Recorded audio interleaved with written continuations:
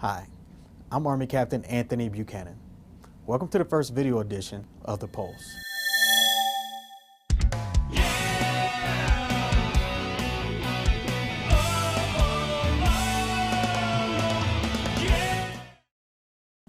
On the 7th of March, cooks assigned to the 172nd Multifunctional Medical Battalion competed in the Philip A. Connelly Awards program in Ogden, Utah.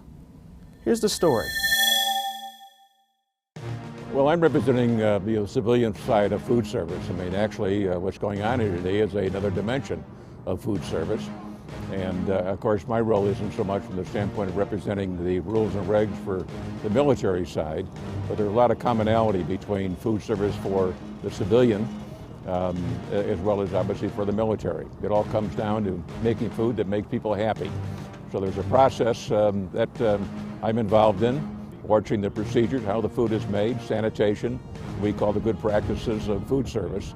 And that's the role that I'm performing, is evaluate how this team is performing today in regards to the same rules that we use for our civilian side of food service. So once the dishes go into this tent, what we do is we will clean it up, and then we'll put in our first sink, which is at 110 degrees. At that time, we will take all the residue that was previously in there from the last food item. Once it's all complete, we'll take it to the second sink at 120 to get the residue and the soap off of that item. Once that's done, and if it passes without residue on it or anything, we'll give it to the third sink at 171 degrees to sanitize. This ensures that there's no cross-contamination, there's no foodborne illnesses that are going to be passed, nothing. Everything's going to die in that sink. We're going to leave it in there for 30 seconds to guarantee that it's going to kill everything off. And once that's done, we're going to pull it out, we're going to put it on a rack to air dry. And then within the time frame, probably, depending on the demand on the cooks, it would already be going back to the MKT for another product.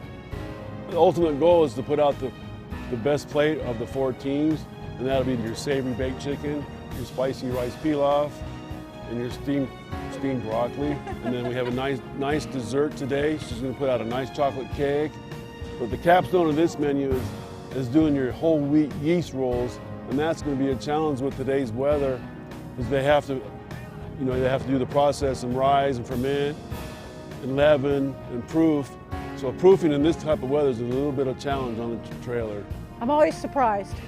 No matter what I'm doing, never take for granted what your soldiers know. I learn something every time I come out from the soldiers.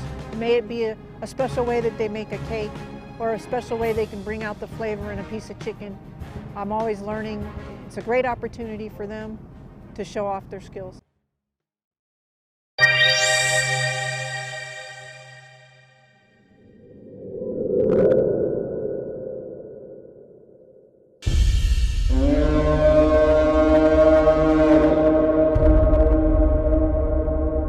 This year alone, 10 of our Army Reserve soldiers were lost to suicide.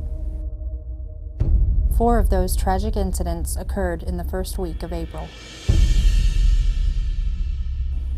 Reintroduce yourself and soldiers to services offered. Help is available. On the first weekend in April, soldiers from the 807th Medical Command and the Utah National Guard came together for a joint Best Warrior competition. Here's the story.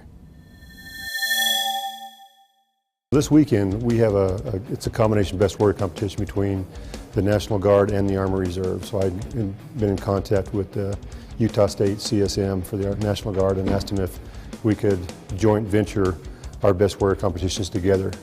And he agreed, and so we're out here this weekend in a joint venture between the 2 components of the Army Reserve and the National Guard for 2 division level competitions. You got the best of the best. These soldiers, NCOs and senior NCOs for the National Guard, are phenomenal. I'm just excited to be here, honestly. I mean, it's an opportunity not a lot of people get, so we can go out there, have fun. I don't look at it as a challenge, it's just an opportunity to get some good training in, and there's some good guys here, so it's a good time. Best Warrior competition, this is the first phase. We're just doing the push-up event right now. Next is the sit-up event, and then after that it's going to be the 2-mile run. Awesome. 30 seconds remaining. Feeling great, feeling excited. It's a new experience for me. This is my first time, so it's going to be an eye-opening experience in general, I suppose, so I'm excited.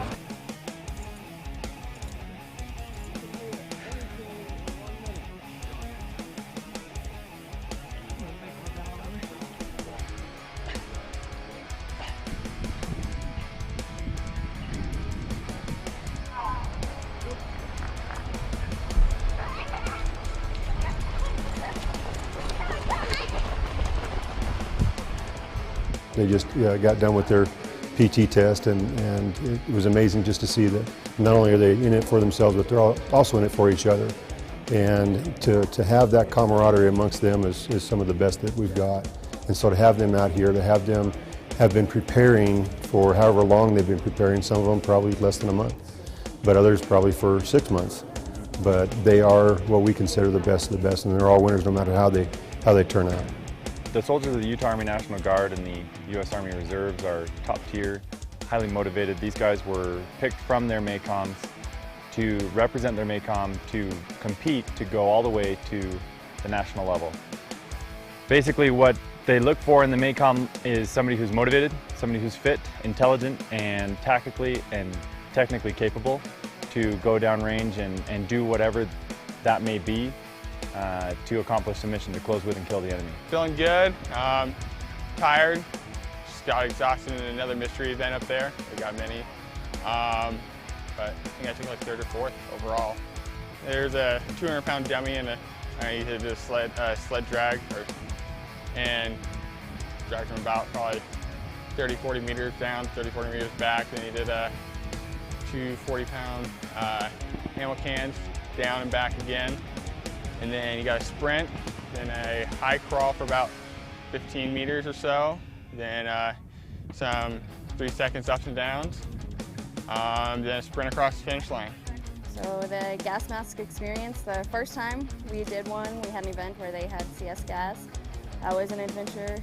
And then the next time we had to do it within 9 seconds. Apparently I was the first person in the past week that's been able to get it done in less than 9 seconds, but it was hard because it definitely gets caught on your hair as a female, so but you just keep on pulling and you get a good seal.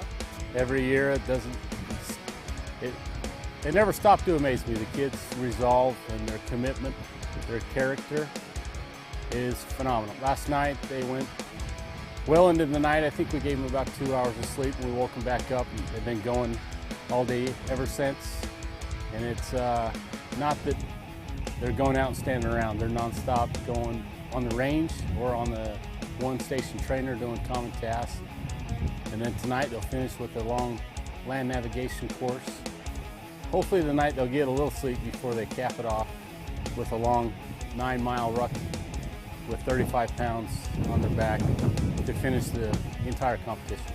You should never be afraid or fear to step across the line to try and be among the best. There's only 1% of us that actually put the uniform on in the United States, so we're already among the best. Now it's just separating yourself as an individual to be among the best as a soldier and as a non-commissioned officer. So I would tell them, don't shy away from trying to do something that's out of the norm for you, because all it's going to do is help build character within yourself and build strength within yourself to help you be a better leader.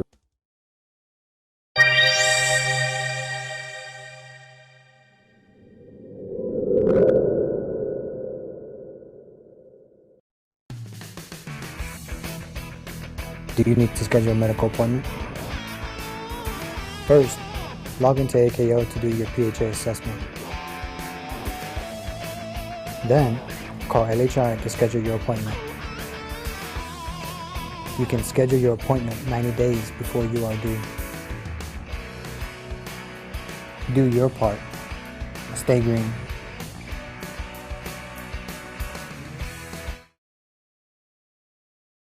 Many officers say that their most rewarding experience was their time in command.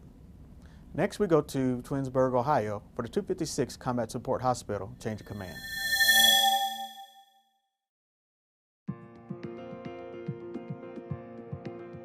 Ready?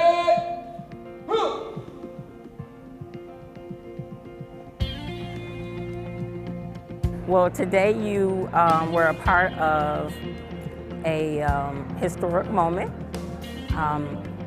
I was promoted to colonel, and then it was followed by the change of command. I took change of command of the 256 Combat Support Hospital, so I am now the battalion commander and a new full-bird colonel.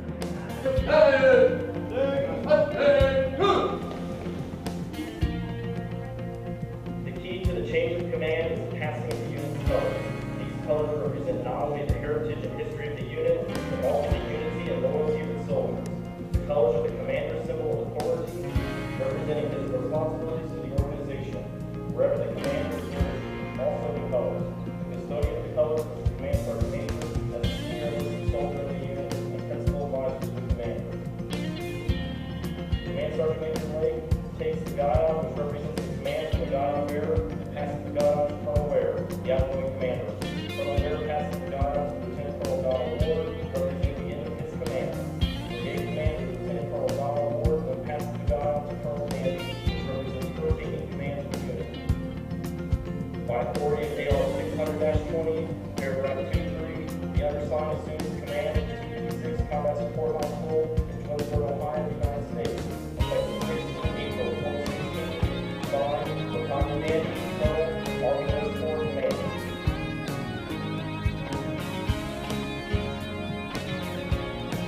It is surreal.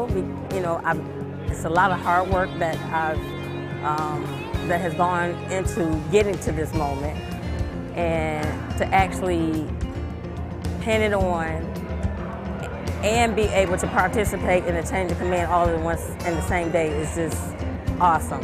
You are an awesome command already, and now I'm taking you to be a Dan. Thank you for allowing me to take the lead and be the leader for you. You are now my family, and I am yours. And we will get there together.